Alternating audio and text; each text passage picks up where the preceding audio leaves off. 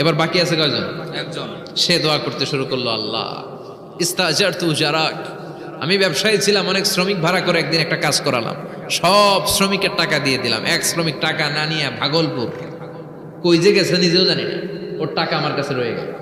এই শ্রমিককে আর টাকাটা বুঝাই দিতে পারি নাই। এই টাকা দিয়ে আমি কয়েকটা ছাগল কিনলাম, এই ছাগলগুলো বাচ্চা দিল, ওগুলো বাচ্চা দিল, ওগুলো বাচ্চা দিল, দিতে দিতে বিশাল ছাগলের ডেইরি ফার্ম করে ফেললাম তার ওই টাকা দিয়ে। এক যুগ 12 বছর পরে সে এসে বলে আমার টাকা ফিরায় দাও। আমি বললাম এই যে ছাগলের ডেইরি ফার্ম পুরোটাই তোমার।